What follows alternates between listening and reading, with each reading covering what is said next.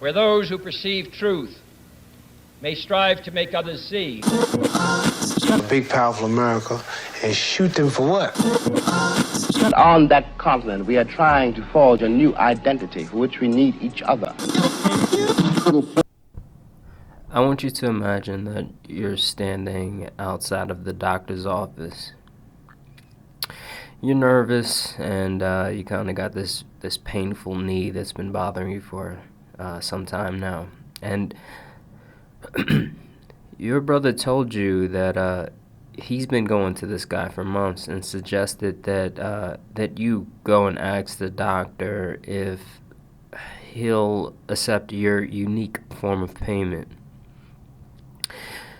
You go in and ask to speak to the doctor, and you say that you were referred by your brother, and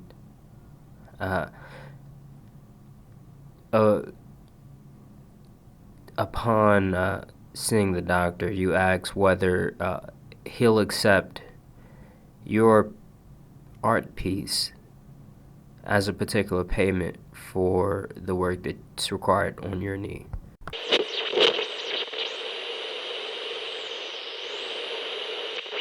Today we're going to talk about bartering in the Renaissance, and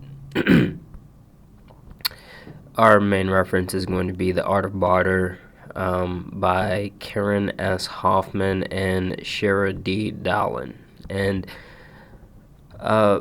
for those that don't know, the idea of bartering is essentially the exchange of goods or services, right? So this can also include cash at some point, but it's really important that you guys understand that this is not a new concept by any means, right? So this idea of bartering is probably as old as humanity itself, right? So, and I really want you guys to understand that with the world going the way it is right now in terms of the economy and society, I suppose.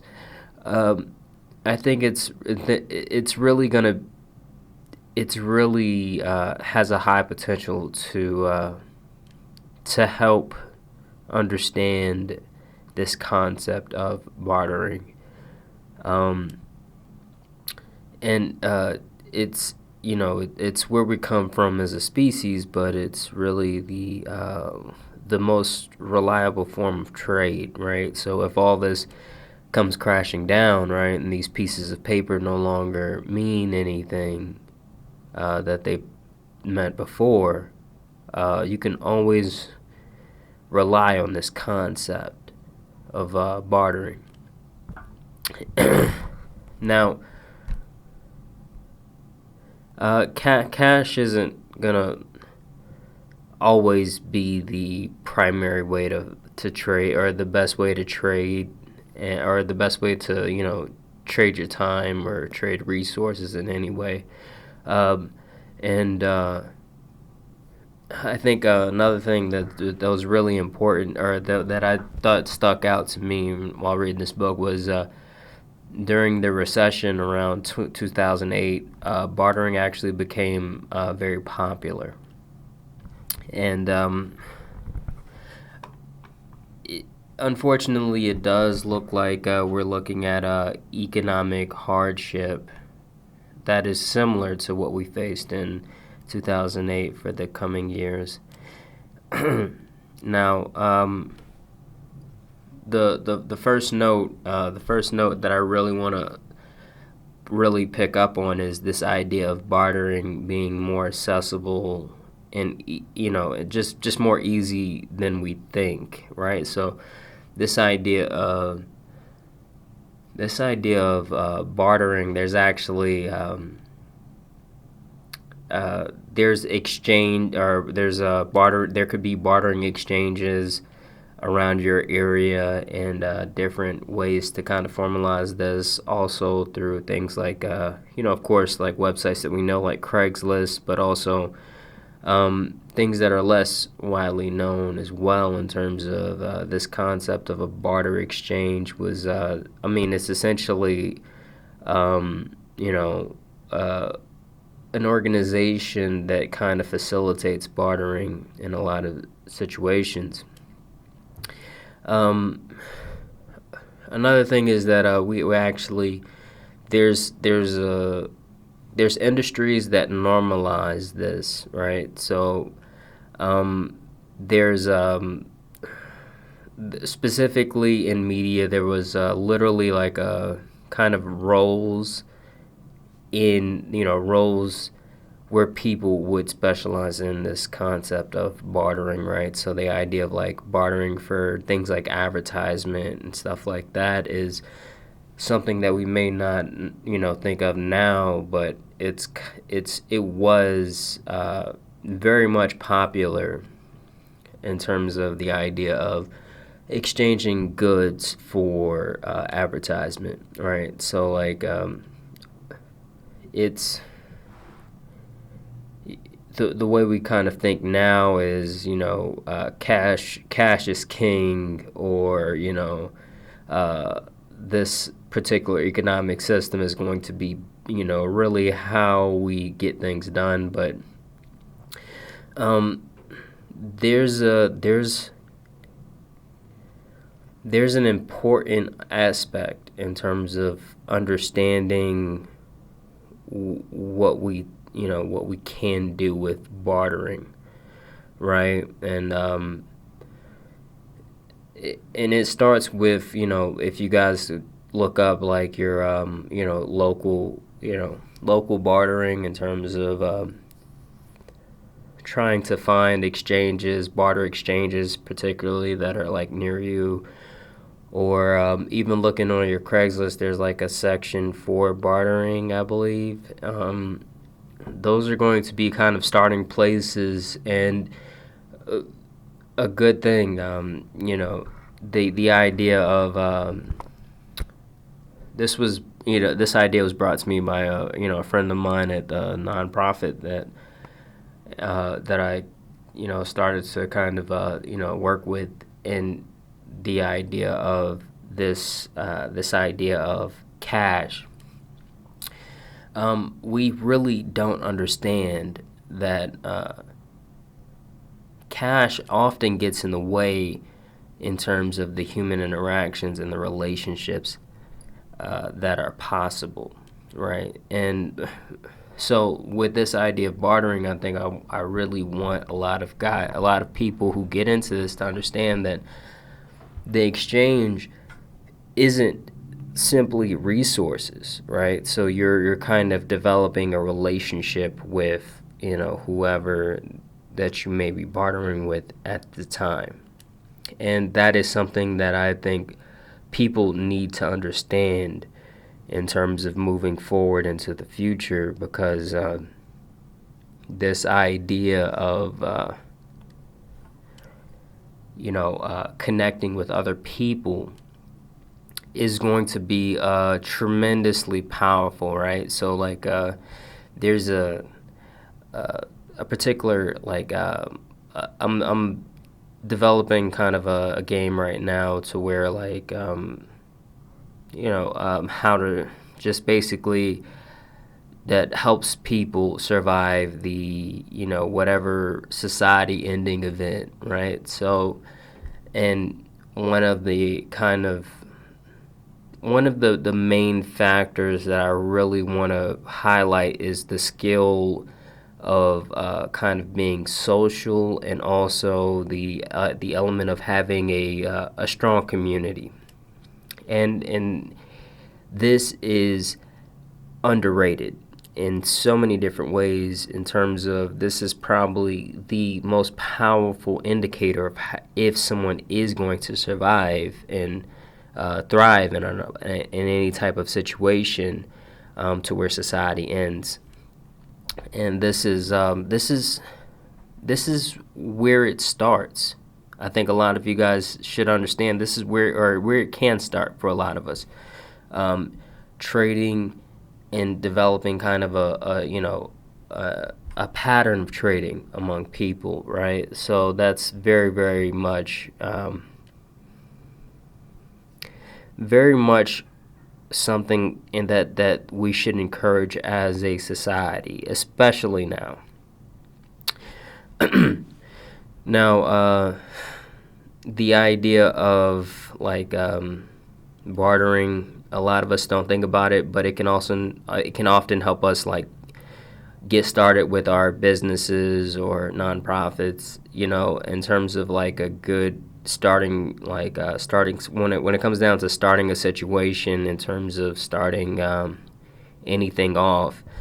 Not necessarily that it has to be kind of your main system of exchange going into the future, right? But in terms of starting off, this could be something that lends itself to to really creating or just a more resilient business in general, right? So of course, we talked about the media companies, but also when it comes down to like just simply having those relationships,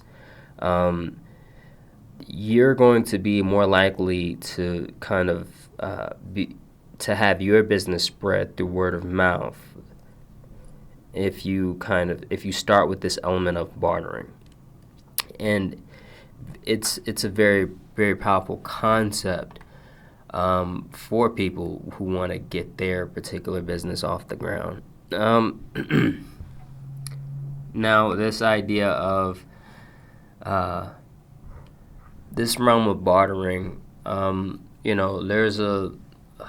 there's something called third-party bartering, right? So the idea is that one person, basically, you want to trade, let's say, your computer for this particular like engine part or something like that, right?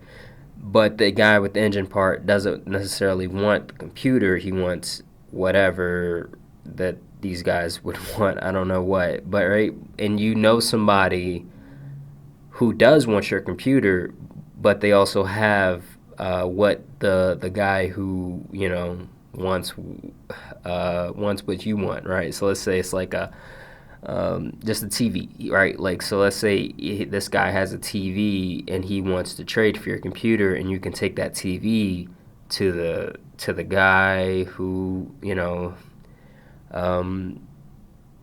has that engine part that you need.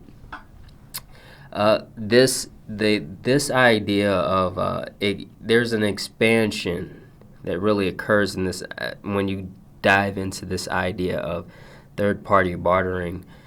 And it's really something, because understanding and knowing what people need and want is kind of, it gets you into this element of kind of accumulating more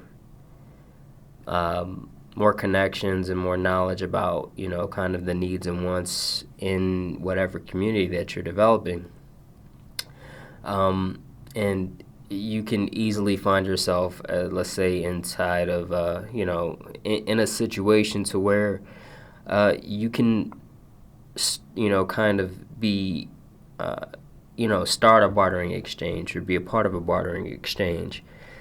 And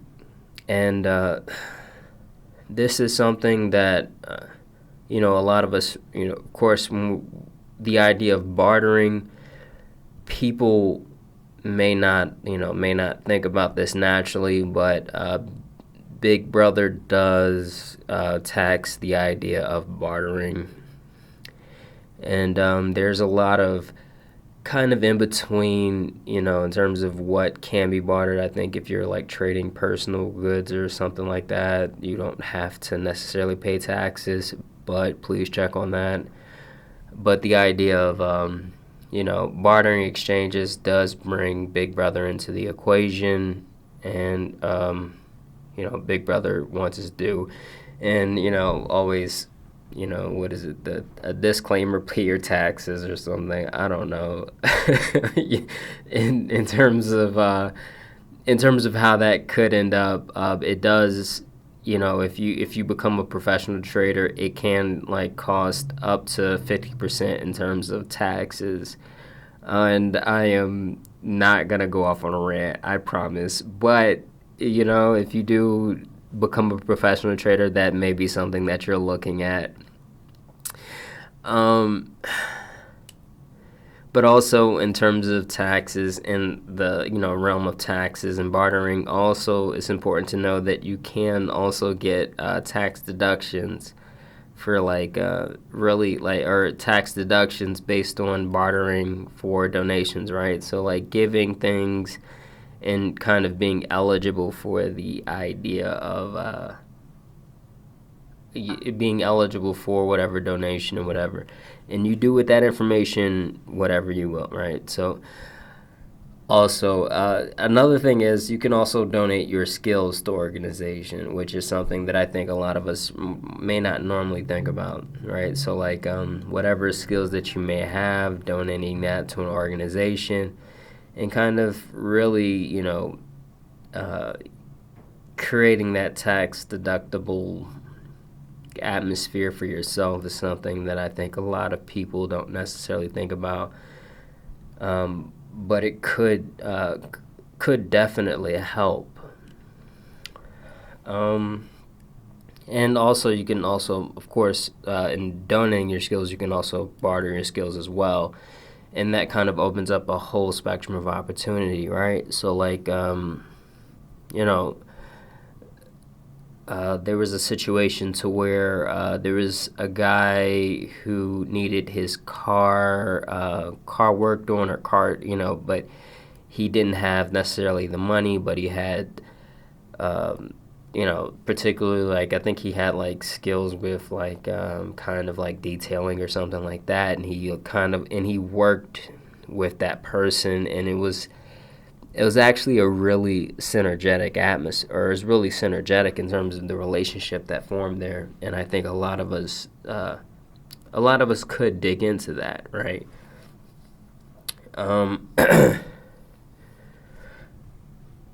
I would say another note is, babysitters or babysitting is a common thing amongst barterers in general, right? So like, the idea of, somebody watching your kid or being willing to watch your kid in, exchange for whatever, I think is, it can certainly help, and especially in terms of the idea of community building, but also even when we're talking about like kind of parenting in the concept of bartering, right? So like, we do this naturally as kids, right? So the idea of bartering, like, oh, you trade my toy, I'll play with this toy, or game systems or whatever, right? So we think of like these things happen naturally, but kind of encouraging,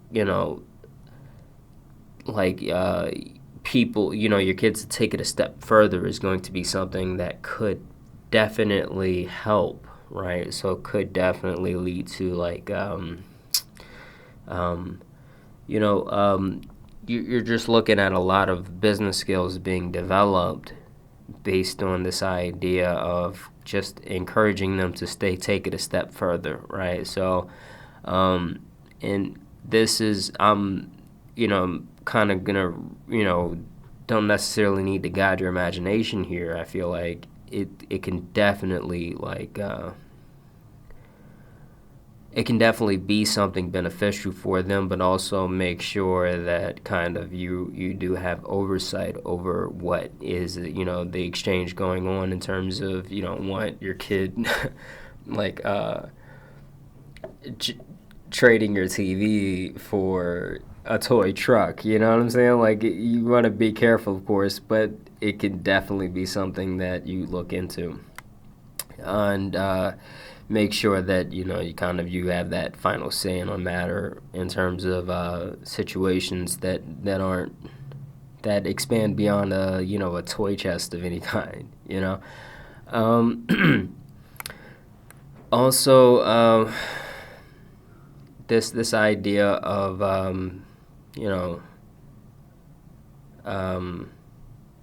teaching opportunities would expand to you as well. A lot of us don't really have an understanding of what we can offer in a lot of situations, or we kind of like don't necessarily think of, you know, our skills as, our, all of our skills as particularly valuable, but there could most certainly be situations to where they are and they become that. And I think barter is a way to really help us identify skills that we have and figure out what we can trade on. Also, this idea of bartering and barter exchanges.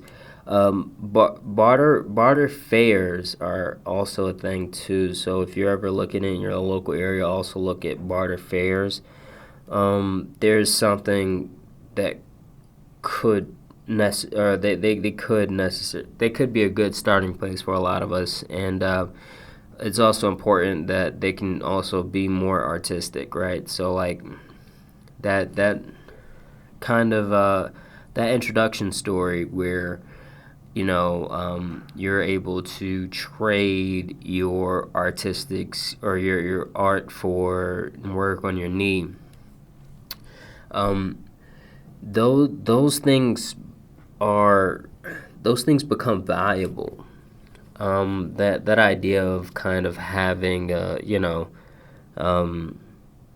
having that skill and that hobby that you really kind of dig deep on, or kind of where that hobby becomes a skill and a valuable skill. A lot of artists, they kind of find their place in this idea of kind of the barter world, and I think that's really important because a lot of people, our system in particular, like we don't have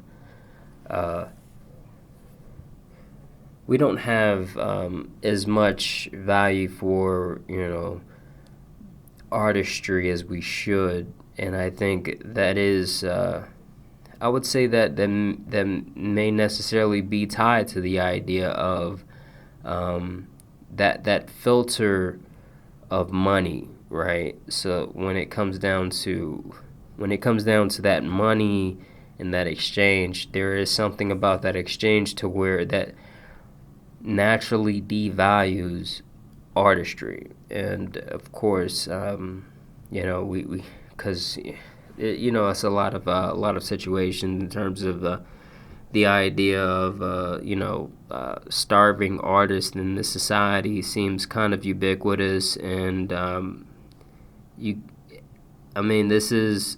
feel like I'm diving into the esoterics a little bit, but it does feel like it's kind of a system that's perpetuated by the idea of or that could necessarily, like, it could be exaggerated by the use of whatever economic system that we have in place, which would be the dollar itself. Now, also things like specialty barters, they make more money on average. So if you ever get into bartering, become a professional barter of some kind, being a specialty barter, it may be something that is able to make you more money on average, right? So if you're kind of like, if you decide to become specialized in any way in terms of professional trading, that there may be more opportunity for you.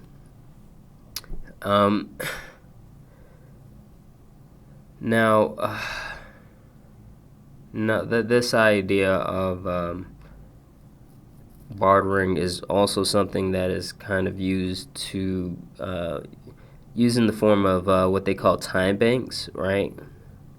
And the idea is that this idea was kind of brought up to help alleviate homelessness in some way, shape, or form.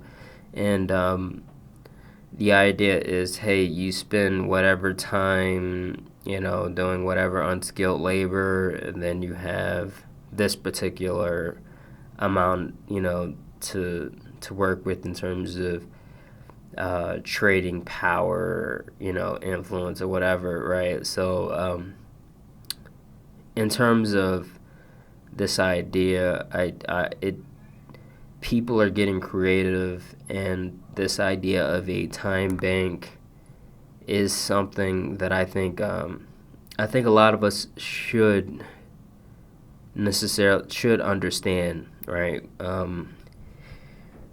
We live in a society that's kind of constantly telling us, hey, this is, you're replaceable and somebody else will do this, and all in the spirit of getting you to accept less for your time that you spend doing whatever. And this idea of a time bank being linked to a barter system, and kind of linking your idea of time directly to whatever kind of system that you have, I think is very powerful, and it does help kind of really dissipate this idea that a lot of like large corporations will try to push onto us. Now, another thing is, we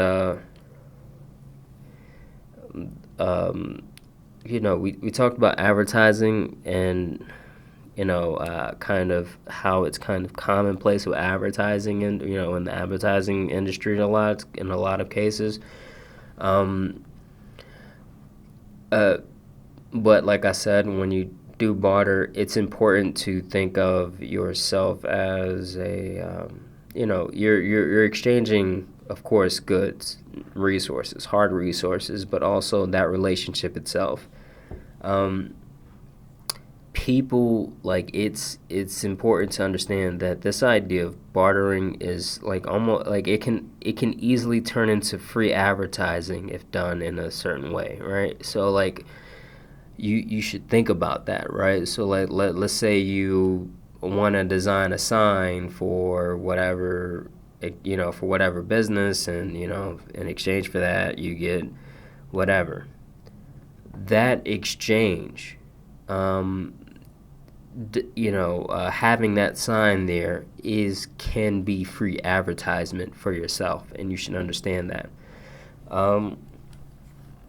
It's simply something that I think a lot of us need to understand, and a lot of us need to think about.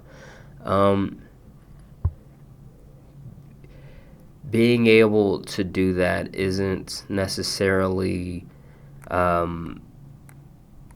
isn't going to be, I would say the first thing that comes to mind, but it is something that can easily, lead to us being more stable in whatever economic system that goes on and that is going on.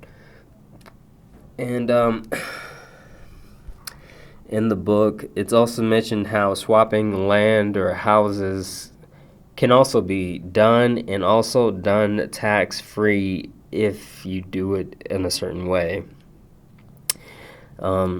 Swapping land and houses, of course, a lot of us think about, the concept of Airbnb is pretty powerful, but more formal swaps for home is something that maybe could help us in a lot of situations, and be certainly more preferable in a lot of situations, especially when it comes down to being able to do this without necessarily going through our going through our current system of taxes. And another thing is these barter exchanges will also list, people like doctors as well. And some of them they'll offer kind of free free trials or something like that with their membership. And also, of course, things like barter fairs are going to be really important. But this idea of it being more popular when the economy kind of starts to fail the average person. This could be something that is, like I said, the amount of resilience that that is allowed to people who have stronger communities is something that cannot be understated in any way, shape, or form. And I think we should understand this idea of community becomes more important in these, in trying times. There was a situation where there was a particular situation. I'm not sure exactly where, but they formed a kind of a community bond in an area, and a landlord tried to come in and essentially evict someone. And the community kind of gathered around this idea and said, no, that's not going to happen. And it was, in terms of the idea of that particular situation, that literally saved someone having to be evicted and out on the street. And I think we need to start doing this more, right? In terms of the community building aspect of of a society. We need to start kind of repairing. This society does wonders when it comes down to disconnecting people from their community. But in times like these, this is where you see that benefit like magnified in a lot of situations. And this idea of barter is going to be important, and I think we should understand it. And in terms of the Renaissance going forward, I think it should be something that we instill in whatever system that comes out of what we have now, normalizing the idea of bartering being a part of that system. I think is something that would be tremendous, and make us really more resilient people and more resilient, just a more resilient society altogether. Now, with that being said, I am. This has been Barter and the Renaissance. When it comes down to what to do now, like this video, do all the YouTube stuff, and also please, the podcast stuff as well. If you're not subscribed to the podcast, that would help too. And hopefully I will see you next time. Thank you.